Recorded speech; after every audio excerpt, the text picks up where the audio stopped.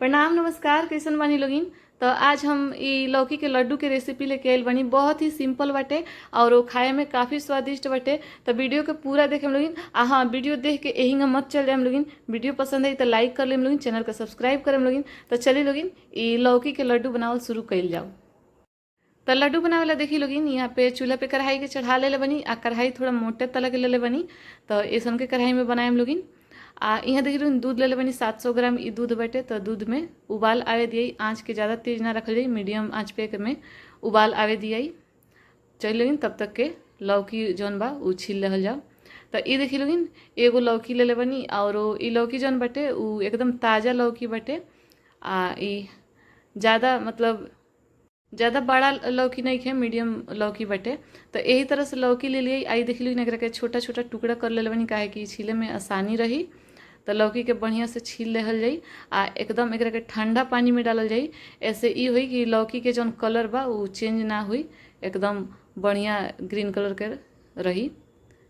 लौकी के अगर वो लोग ऐसे रखे लोगिन तो एकर कलर जौन बा वो चेंज हो जाला। तो देखिए लौकी काटला पर ही पता चलता है कि लौकी थोड़ा सा इथी टाइट हो गई बा, मतलब एक के थोड़ा और नरमे में बनावल जाई तो ज़्यादा अच्छा रही। लेकिन कोनो बात ना, बिया तो हमनी के निकालिए देवे के बटे।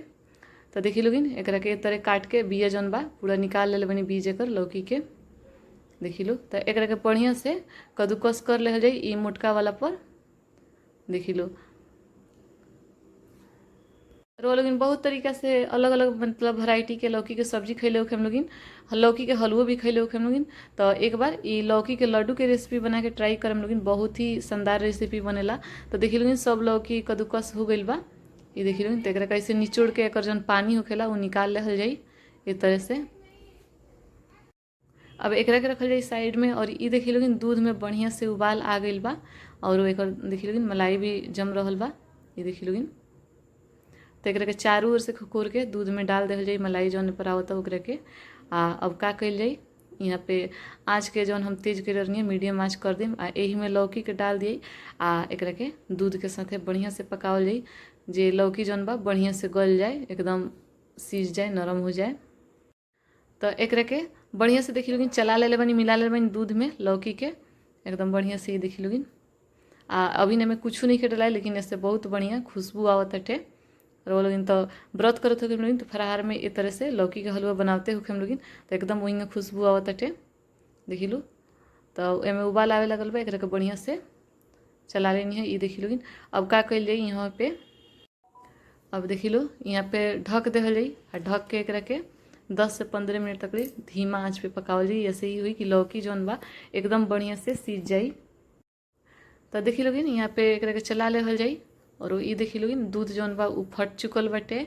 पहले जब हमनी के डलले रहनी सने में लौकी आ उबाल आई रख तबले दूध ना फटर रख, एकरा के ढकला के बाद फट गई रख। तो ये ध्यान में रखे हम लोगिन कि अजू लौकी लेके कोनो मिठाई चाहे हलवा बनाएम लोगिन दूध जौन बा डाल के बिना ढकले पकाएम लोगिन। ऐसे ही हुई कि फटी ना, लेकिन ऐसे स्वाद में कोनो फर्क ना आई। ऐसा नहीं कि खट्टा लगी चाहे ऐसा कुछ, हल्का सा खुदखुदा भइल बटे। टेस्ट बहुत बढ़िया आई, बहुत बढ़िया टेस्ट में ये लौकी के लड्डू जौन बा वो बनल रहे। तो एमे अब चीनी डाल दिले बनी। तो चीनी अपने हिसाब से कितना मीठा खाए के चाहते हैं लोगिन वही हिसाब से बनाए डालेम लोगिन। तो ये देखी लोगिन अब यहाँ पे थोड़ा सा ड्राई फ्रूट ले बनी। एमे पिस्ता बाटे, काजू बा और बादाम बा। एकरा के कूट के हम डाल बनी। रवा लोग चाहिए तो मेही मेही काट के बारीक डाल सकतानी लोगिन, चाहे ग्रेट करके भी डाल सकतानी लोगिन। तो एकरा के बढ़िया से मिला ले जाई। हाँ यहाँ हम थोड़ा सा केवड़ा वाटर डालनी है। तो मन करे तो केवड़ा वाटर, मन करे तो इलायची पाउडर चाहे इलायची कूट के भी डाल सकता है, ओहू से टेस्ट बहुत बढ़िया आवेला। यहाँ थोड़ा सा डलनी है ई नारियल के बुरादा, सूखा नारियल जौन आवेला उ हुए नारियल बुरादा। तो ऐसे लड्डू के टेस्ट जौन बा उ काफ़ी बढ़ जाला। अब यहाँ डाल थोड़ा सा दूध पाउडर माने मिल्क पाउडर। एकरा के एकदम बढ़िया से मिला लेहल जाई।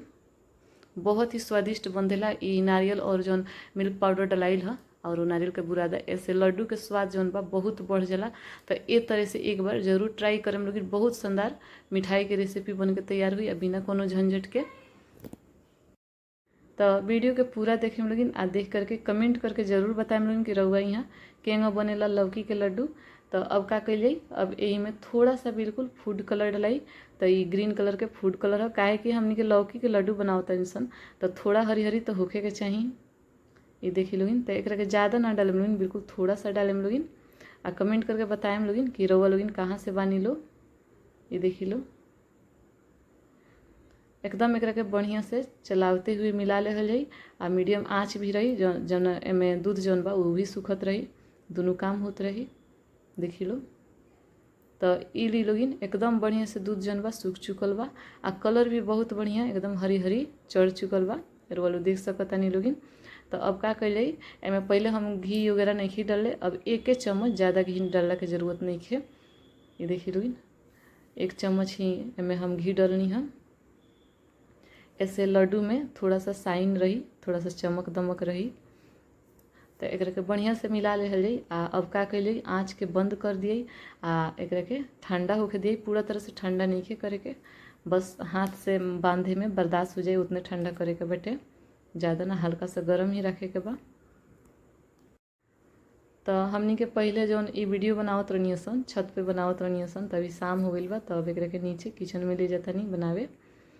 तो ई देखी लोगी एकदम जौन ई लौकी के हलवा जौन अभिन बाटे, हलवा मने इथी में अभिन बा।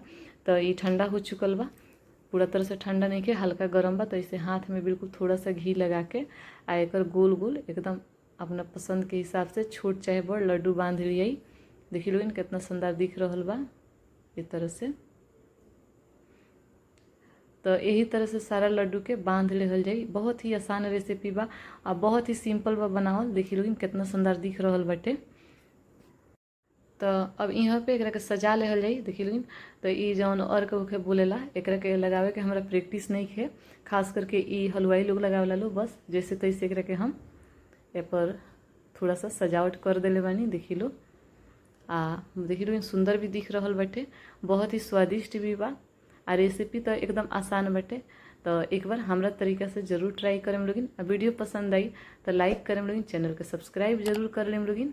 ये देखी लोगिन का बढ़िया दिख रहल बा, एकदम मुंह में जाते ही घुल जाई। बहुत ही आसान रेसिपी बा। तो हमरा तरीका से एक बार एक ट्राई जरूर करें लोगिन। फिर मिलते हैं अगले का वीडियो में, तब तक के लिए धन्यवाद।